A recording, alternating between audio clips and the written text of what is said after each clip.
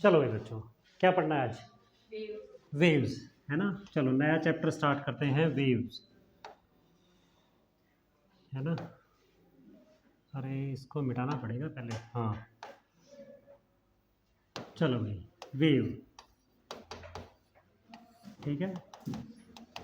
Wave नया chapter है, wave, ठीक है। करें शुरू। चलो देखो, वेव की डेफिनेशन क्या है। वेव की डेफिनेशन क्या है, वेव क्या होती है ठीक है। वेव क्या होती है?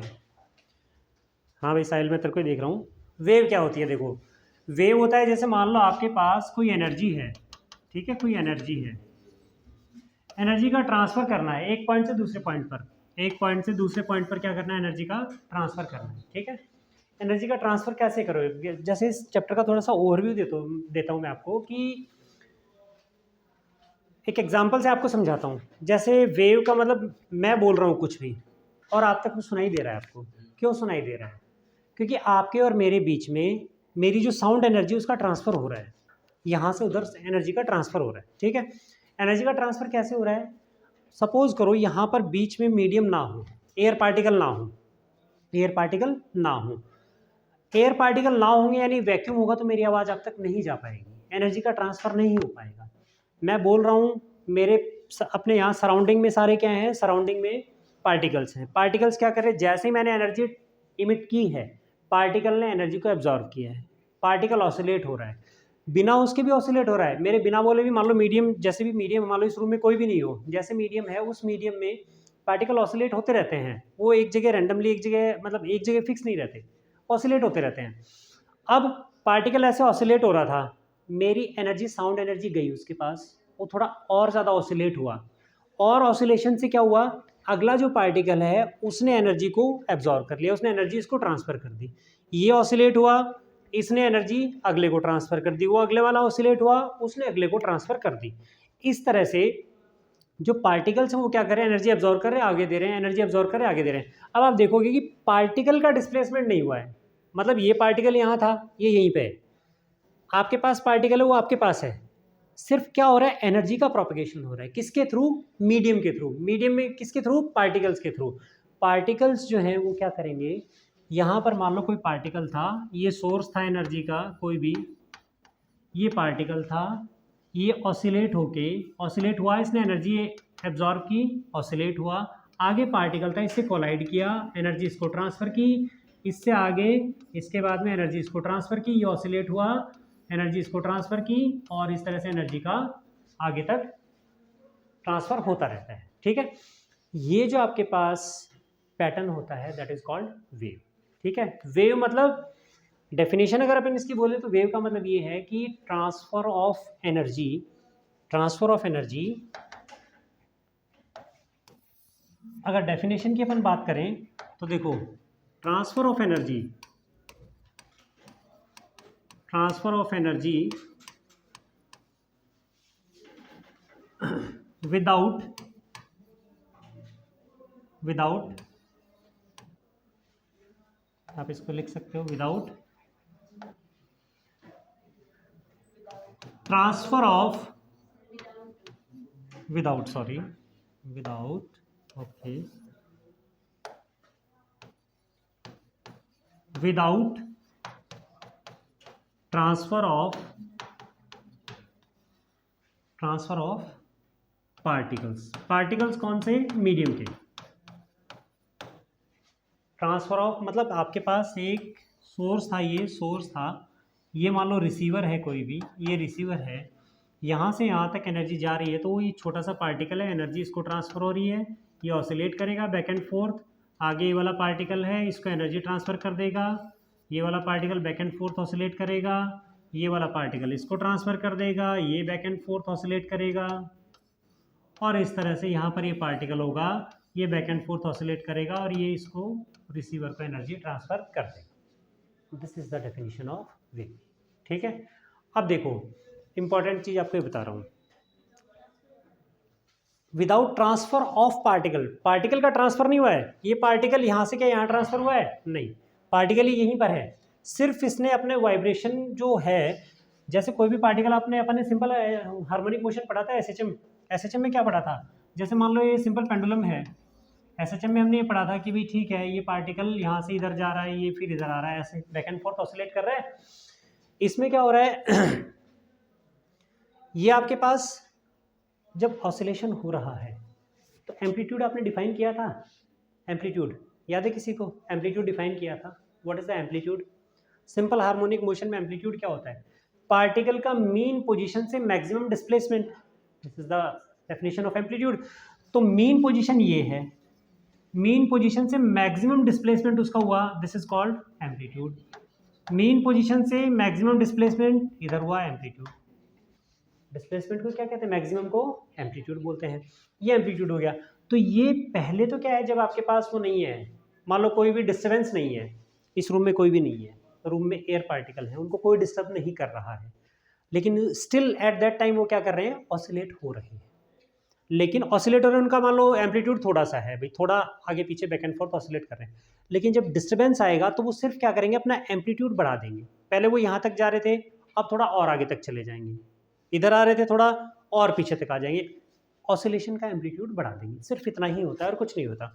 तो ये तो हो गया आपके पास, ये किसके लिए होता है? अच्छा देखो इसमें एक इंपॉर्टेंट चीज़ और देखो, दो इंपॉर्टेंट कंडीशन है। वो क्या है इंपॉर्टेंट कंडीशन? कि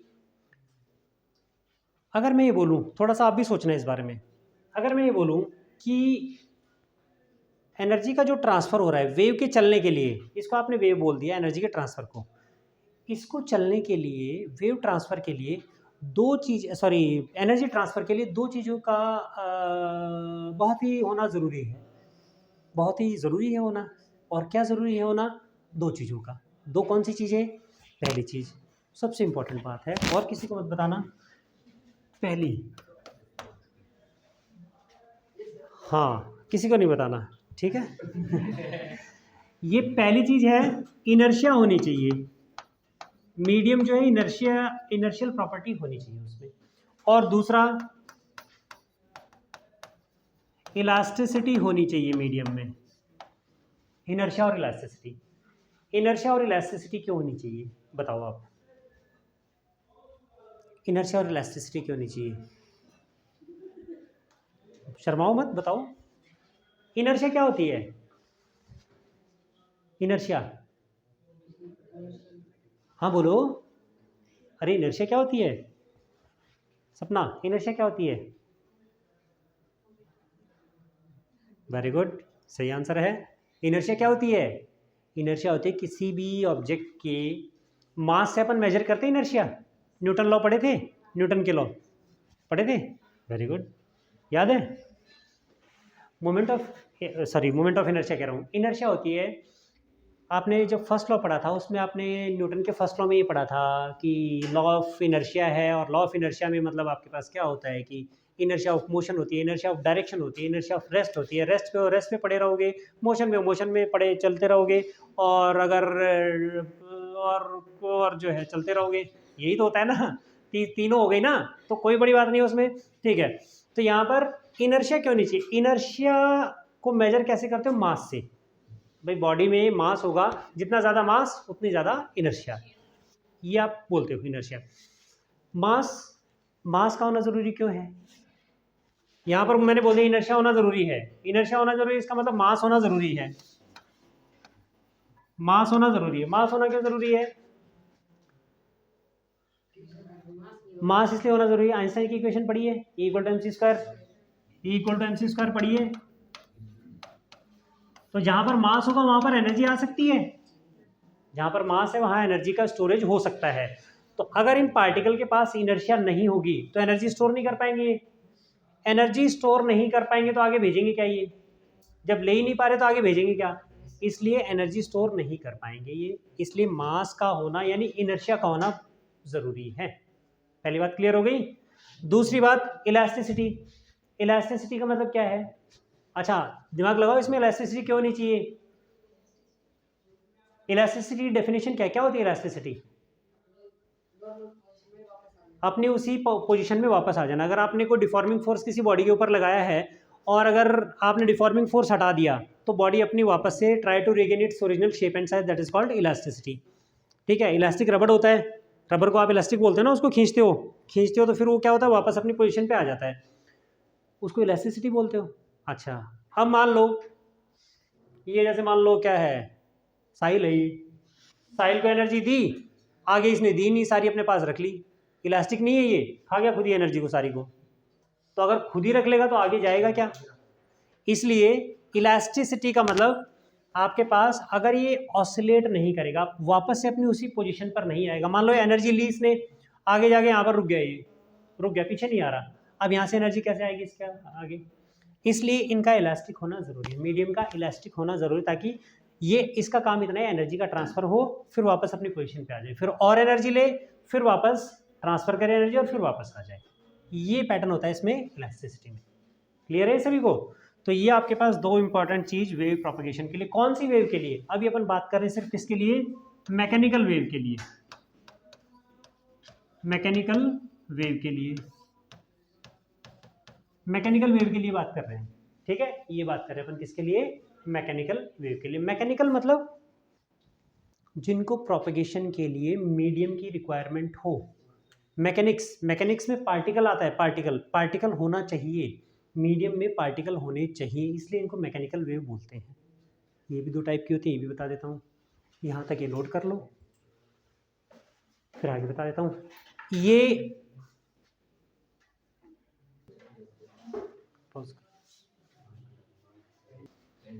ठीक है, देखो, हाँ भाई, वेव की जो बात कर रहे थे अपन, वेव की जो बात कर रहे थे, वेव में आपके पास था मैकेनिकल वेव, मैकेनिकल वेव, और दूसरा था आपके पास इलेक्ट्रोमैग्नेटिक वेव। ये बड़ी इंपॉर्टेंट है भाई, इलेक्ट्रोमैग्नेटिक वेव, मैग्नेटिक वेव। देखो, मैकेनिकल वेव में आपने बोला था मैकेनिकल वेव के लिए मीडियम की रिक्वायरमेंट मस्ट है, मीडियम आपको चाहिए ही चाहिए इसमें, लेकिन इलेक्ट्रोमैग्नेटिक वेव में no medium requirement, no requirement of medium. ये बड़ा इंपॉर्टेंट कॉन्सेप्ट है, no requirement of medium, right? No requirement of medium मतलब अपना वाला कॉन्सेप्ट तो गड़बड़ हो गया। फिर इसका मतलब अपन ने बोला था मीडियम के मतलब आपके पास ये सोर्स है, इससे पार्टिकल ये छोटा सा है, एनर्जी ले रहा है, फिर आगे ट्रांसफर कर रहा है, ये आगे को ट्रांसफर कर रहा है, ये आगे को ट्रांसफर कर रहा है, आगे को ट्रांसफर कर रहा है, चल रहा है, ऐसे हो रहा था, ये हो रहा था ना। लेकिन यहाँ पर जब आपके पास मीडियम ही नहीं है, ये सोर्स है, अब यहाँ पर पार्टिकल नहीं है, तो रिसीवर तक एनर्जी फिर भी पहुँचती है। इलेक्ट्रोमैग्नेटिक वेव में लाइट जो है, light is an example of electromagnetic wave, ठीक है? मैकेनिकल वेव में आप बोल सकते हो साउंड वेव है, साउंड वेव है, ये कुछ एग्जांपल बता रहा हूँ, बहुत ज़्यादा डिटेल में जाने की जरूरत नहीं है। लेकिन इसमें लाइट जो है, लाइट देखो, आप सनलाइट में खड़े रहते हो, आप मान लो बहुत जून के महीने में सनलाइट में 2 घंटे खड़े हो जाओ दोपहर को 12 बजे, पूरी हीट का गोला बन जाओगे आप, यही होगा ना। अब आपके और बीच में, सन के बीच में, अगर आपके और सन के बीच में मीडियम नहीं हो, और नहीं है, तो मीडियम नहीं है, तो मीडियम नहीं है मतलब ये तो आप हो जो आग का गोला बनने वाले हो जून के महीने में, और ये सन है। तो बात ये उठती है कि जब आपके पास मीडियम नहीं है ना, तो यहाँ पर पार्टिकल है जिनके पास इलास्टिसिटी है, जिनके पास इनर्शिया है, फिर भी यहाँ से लाइट कंटिन्यूसली कैसे आप तक आ रही है? लाइट आ रही है मतलब एनर्जी का ट्रांसफर हो रहा है, कंटिन्यूसली हो रहा है एनर्जी का ट्रांसफर। कैसे? वो कैसे एनर्जी का ट्रांसफर बिना पार्टिकल की कैसे पॉसिबल है? एयर पार्टिकल तो है, चलो मान लो एयर पार्टिकल है, एयर पार्टिकल ना भी हो, इस रूम में वैक्यूम बना दो, वैक्यूम में लाइट को आप बिल्कुल अंधेरा है इसमें, और लाइट आप अगर मान लो इसमें करते हो तो लाइट तो आती है, इसमें लाइट तो आती है ना, तो लाइट तो वैक्यूम में भी प्रोपगेट कर सकती है, वैक्यूम में भी प्रोपगेट कर सकती है, बिना पार्टिकल के या बिना मीडियम के भी वो प्रोपगेट कर सकती है। तो सवाल उठता है कि कैसे? उसमें ये होता है, देखो, इलेक्ट्रोमैग्नेटिक वेव, इलेक्ट्रोमैग्नेटिक वेव का मतलब आप जब 12th में आओगे तब आपको इलेक्ट्रिक फील्ड और मैग्नेटिक फील्ड ये पढ़ना पड़ेगा। उसमें होता है कि कोई भी पार्टिकल है, देखो कोई भी पार्टिकल है, इस पार्टिकल की सराउंडिंग में इलेक्ट्रिक फील्ड बनता है, इसका एक इफेक्ट होता है, मैं शॉर्ट में बता रहा हूँ, अभी आपको 12th में आओगे तब डिटेल में आएगा। इलेक्ट्रिक फील्ड और मैग्नेटिक फील्ड है। इलेक्ट्रिक और मैग्नेटिक फील्ड यानी पार्टिकल जो है ऑसिलेट जब करता है, जैसे सन के ऊपर जो भी पार्टिकल्स हैं वो ऑसिलेट कर रहे हैं, हाई एनर्जी पार्टिकल्स हैं, ऑसिलेट कर रहे हैं। ऑसिलेट कर रहे हैं तब क्या होगा, उनमें एक तो उनके सराउंडिंग में, जैसे पार्टिकल था इसके सराउंडिंग में एक तो क्या बन गया है, electric field. Electric field, electricity जो आप 10th में पढ़ी है ना आपने, एक तो बन गया इलेक्ट्रिक फील्ड, उसके सराउंडिंग में इफेक्ट बन गया एक, डिटेल में मत जाओ इसमें। एक बन गया मैग्नेटिक फील्ड। अच्छा, अब ये पार्टिकल इलेक्ट्रिक फील्ड में भी एनर्जी स्टोर होती है और मैग्नेटिक फील्ड में भी एनर्जी स्टोर होती है। अब क्या होगा, इसके सराउंडिंग में जो बना है ये, तो इसमें क्या होगा, ये पार्टिकल तो ऑसिलेट कर रहा है कंटिन्यूसली, ये तो इलेक्ट्रिक फील्ड बनाया जा रहा है, मैग्नेटिक फील्ड भी बनाया जा रहा है, यानी इसमें इलेक्ट्रिक फील्ड आगे प्रोपगेट होता है, मैग्नेटिक फील्ड भी आगे प्रोपगेट होता है। इलेक्ट्रिक फील्ड प्रोपगेट होता है, मैग्नेटिक फील्ड प्रोपगेट होता है, इलेक्ट्रिक फील्ड में भी एनर्जी है और इसमें भी एनर्जी है। तो सिर्फ ये इसका जो इफेक्ट है, इफेक्ट क्या है, इलेक्ट्रिक और मैग्नेटिक फील्ड, पार्टिकल का क्या है, इलेक्ट्रिक और मैग्नेटिक फील्ड, उसमें एनर्जी स्टोर्ड है और वो एनर्जी भाई किसी भी चीज़ में मान लो आप एनर्जी देते जा रहे हो तो वो आगे शिफ्ट होने लग जाए, आगे ट्रांसफ़र होने लग जाए। तो बेसिकली इसमें यही होता है, पार्टिकल यहाँ पर हो चाहे ना हो मीडियम के, ये एनर्जी आगे प्रोपगेट होती रहती है। इलेक्ट्रोमैग्नेटिक वेव को लाइट को इस तरह से दिखाते हैं, देखो ये तो इसमें क्या हो गया, इलेक्ट्रिक फील्ड हो गया, इलेक्ट्रिक फील्ड, ठीक है। या थोड़ा सा और इसको वैसे एक्सप्लेन करने के लिए अपन ऐसे देख लेते हैं, ये तो हो गया देखो ऐसे, थोड़ा सा ऐसे दिखा दिया मैंने इसको, ये इलेक्ट्रिक फील्ड है, इसको आपने ऐसे बता दिया, ये इलेक्ट्रिक फील्ड है, वेव फॉर्म में चलेगा, लाइट वेव फॉर्म में चलती है, इलेक्ट्रिक फील्ड है। और ये आपके पास हो गया मैग्नेटिक फील्ड, ये हो गया क्या, मैग्नेटिक फील्ड। मैग्नेटिक फील्ड कैसे, आप सपोज करें कोई वेव चल रही है ना, कोई वेव चल रही है तो लाइट आ रही है, लाइट वेव फॉर्म में आ रही है, तो इलेक्ट्रिक फील्ड ऐसे ऑसिलेट कर रहा है उसमें। इलेक्ट्रिक फील्ड जो है वेव की प्रोपगेशन के डायरेक्शन के हमेशा क्या रहता है, परपेंडिकुलर। दूसरा मैग्नेटिक फील्ड है, वो भी परपेंडिकुलर है, वो इस तरह से ऑसिलेट कर रहा है। वेव प्रोपगेशन, इलेक्ट्रिक फील्ड और मैग्नेटिक फील्ड तीनों एक दूसरे के क्या रहेंगे, म्यूचुअली परपेंडिकुलर रहते हैं। वेव इधर जा रही है, वेव की डायरेक्शन ये है, वेव इधर चल रही है, ये वाला फील्ड आपने दिखा दिया मान लो किसमें, इस वाले प्लेन में है ऐसे, तो इसके डायरेक्शन के परपेंडिकुलर हो गया। वेव की प्रोपगेशन की डायरेक्शन ये है, इलेक्ट्रिक फील्ड कौन सा प्रोपगेट हो रहा है, ये इस तरह से इलेक्ट्रिक फील्ड क्या है, इसके परपेंडिकुलर है। और मैग्नेटिक फील्ड जो है इसके कहाँ परपेंडिकुलर हो गया, ये वाला प्लेन के बाहर और अंदर, ये वाला परपेंडिकुलर हो गया। तो आपके पास इसको आप ऐसे दिखा दो, चाहे ये ऐसे दिखा दो, 3D में अगर अपन देखें तो ये बाहर वाली साइड में आ जाएगा। इस तरह से मैग्नेटिक फील्ड ऑसिलेट हो रहा है, इस तरह से इलेक्ट्रिक फील्ड ऑसिलेट हो रहा है, और ऐसे वेव जा रही है, तीनों एक दूसरे के क्या रहेंगे, म्यूचुअली परपेंडिकुलर रहेंगे। अब ये कोई ज़रूरी नहीं कि इलेक्ट्रिक फील्ड ऐसे ही ऑसिलेट हो, इलेक्ट्रिक फील्ड इस डायरेक्शन में भी हो सकता है, आप ले सकते हो इस डायरेक्शन में ले सकते हो, लेकिन अगर इलेक्ट्रिक फील्ड इसमें ले लिया तो मैग्नेटिक फील्ड क्या हो जाएगा, इसमें हो जाएगा, और वेव प्रोपगेशन ये तीनों आपके पास क्या रहेंगी, म्यूचुअली परपेंडिकुलर डायरेक्शन में रहती है, ठीक है।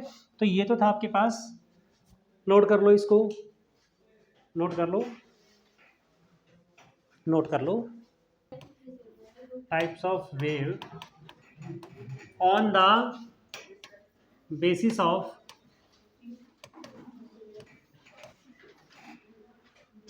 Wave propagation, wave propagation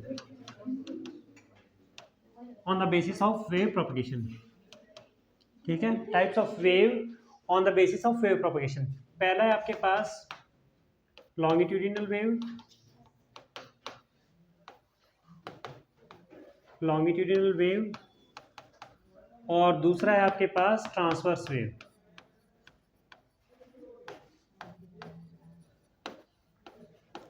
transverse wave, longitudinal wave और ट्रांसवर्स वेव, ठीक है। लॉन्गिट्यूडिनल वेव और ट्रांसवर्स वेव ये क्या क्या होती है वो भी देख लो। देखो लॉन्गिट्यूडिनल वेव में क्या होगा, आपने बोला है कि हम वेव को इस तरह से प्रोपगेशन दिखा रहे हैं, वेव ये इस तरह से प्रोपगेट हो रही है, ठीक है। यहाँ पर ये पार्टिकल के मीडियम है, सॉरी मीडियम के पार्टिकल है, ये मीडियम के पार्टिकल है, ये वाला पार्टिकल यहाँ से इतना ऑसिलेट हुआ है, ये वाला इतना ऑसिलेट हुआ है, ये वाला यहाँ तक इसका डिस्प्लेसमेंट हुआ है, इसका इतना डिस्प्लेसमेंट हुआ है, इस पार्टिकल का यहाँ पर मैक्सिमम डिस्प्लेसमेंट हुआ है। इसको आप क्या बोल देते हो, एम्पलीट्यूड बोल देते हो। मैक्सिमम डिस्प्लेसमेंट एम्पलीट्यूड हो गया, ठीक है। लॉन्गिट्यूडिनल वेव, अच्छा इस डायरेक्शन में मान लो ये इस तरह से हो गया, फिर इस डायरेक्शन में और है, अपोजिट डायरेक्शन में भी क्या है आपके पास, ये इस तरह से इनके ऑसिलेशन से पार्टिकल से ये इस तरह से इनके डिस्प्लेसमेंट है, ठीक है। लॉन्गिट्यूडिनल वेव का मतलब है कि जिस डायरेक्शन में ये पार्टिकल का जो ऑसिलेशन हो रहा है वो ऑसिलेशन उसी डायरेक्शन में हो जिसमें वेव प्रोपगेट कर रही है। जैसे मान लो वेव इस डायरेक्शन में प्रोपगेट कर रही है तो पार्टिकल्स का ऑसिलेशन भी इसी डायरेक्शन में हो, पार्टिकल्स का ऑसिलेशन भी इसी डायरेक्शन में हो तो उसको आप क्या बोल दोगे, उसको आप बोल दोगे क्या, लॉन्गिट्यूडिनल वेव। यानी अगर पार्टिकल का ऑसिलेशन ऐसे ऑसिलेशन हो रहा है, इसी डायरेक्शन में वेव जा रही है, that is called longitudinal wave. Longitudinal wave means the oscillations of the particle is in the direction of wave propagation. तो वो क्या हो जाती है, longitudinal wave। जैसे साउंड वेव है, longitudinal wave है। साउंड वेव जो है, साउंड वेव है वो क्या है, longitudinal, ठीक है। ऐसे साउंड वेव में कैसे प्रोपगेशन होता है, देखो ये मान लो पार्टिकल्स हैं, मान लो ये पार्टिकल्स मैं दिखा रहा हूँ इस तरह से इक्वली गैप है इनके बीच में, ठीक है, इक्वल गैप है, पार्टिकल्स मैंने इन लाइन से दिखा दी है, ठीक है। अब अगर मान लो इसको डिस्टर्ब करते हो आप, इधर से आप कुछ एनर्जी ट्रांसफर करने की कोशिश करते हो तो क्या होता है, ये पार्टिकल ऑसिलेट होके इधर आ गया तो कहीं पर ये पार्टिकल क्या हो जाएंगे, इस तरह से कंप्रेस हो जाएंगे, बिल्कुल पास पास आ जाएंगे, और कहीं पर ये दूर दूर हो जाएंगे। तो जहां पर पास पास हो जाते हैं इसको तो आप बोल देते हो कंप्रेशन, इसको आप क्या बोल देते हो, कंप्रेशन। जहां दूर दूर हो जाते हैं उसको क्या बोल देते हो, रेयरफैक्शन, रेयरफैक्शन। तो जहां पर ज़्यादा डिस्टेंस हो गया वहां तो रेयरफैक्शन, रेयर हो गए पार्टिकल, जहां पर पास पास हो गए वो कंप्रेशन। पार्टिकल तो इसमें इतने ही हैं, टोटल इतने ही है। अब कहीं पर क्या हो गया, पार्टिकल कंप्रेस हो गए, किसी एक रीजन में पार्टिकल पास पास से आए, तो दूसरे रीजन में पार्टिकल दूर दूर हो गए, तो इसको एक कंप्रेशन हो गया, एक रेयरफैक्शन हो गया। तो साउंड जब आप करते हो ट्रांसफर, साउंड जब भी बोलते हो तो एनर्जी का जो ट्रांसफर होगा तो इस कंप्रेशन और रेयरफैक्शन के हिसाब से चलता है। यानी पार्टिकल कहीं पर कंप्रेस हो गए, कहीं पर रेयरिफाइड हो गए, तो एक कंप्रेशन और रेयरफैक्शन दो टर्म आती हैं, ठीक है। अब इसमें देखो पार्टिकल का ऑसिलेशन, ऑसिलेशन देखो आप, ये यहाँ पर पास आ गए, ये यहाँ दूर हो गए, ऐसे तो ऑसिलेट कर ही नहीं है, ये इस तरह से ऑसिलेशन कर रहे हैं, इधर ही वेव चल रही है और इधर ही पार्टिकल का ऑसिलेशन है। तो आपके पास जिधर वेव चल रही है उधर ही ऑसिलेशन हो, that is called longitudinal wave. Clear है सभी को। दूसरा आते हैं ट्रांसवर्स वेव में। ट्रांसवर्स वेव में मतलब आपके पास अगर जो वेव का प्रोपगेशन है, ये वेव प्रोपगेशन की डायरेक्शन कौन सी, ये वाली डायरेक्शन ऑफ वेव प्रोपगेशन ये है, पार्टिकल का ऑसिलेशन जो है परपेंडिकुलर हो, वेव प्रोपगेशन के क्या हो, परपेंडिकुलर हो, वेव प्रोपगेशन के परपेंडिकुलर। ऑसिलेशन इधर हो रहा है, वेव आगे चल रही है, ऑसिलेशन इधर हो रहा है, वेव आगे चल रही है, this is called transverse wave. और इसका ये एग्जांपल है क्या है, लाइट। ये डायग्राम बना लीजिए, नोट कर लीजिए, ठीक है, डायग्राम बनाओ और नोट करो फटाफट। चलो भाई बच्चों, तो आज आपको अच्छा लगा होगा और कल अपन आगे कंटिन्यू करेंगे, है ना। तो आगे का कल का इंपॉर्टेंट पार्ट कल से स्टार्ट होगा, ध्यान देना, कल कोई क्लास मिस ना करे, और बहुत ही इंपॉर्टेंट चीज़ मैं कल पढ़ाऊँगा, ठीक है। थैंक यू बच्चों।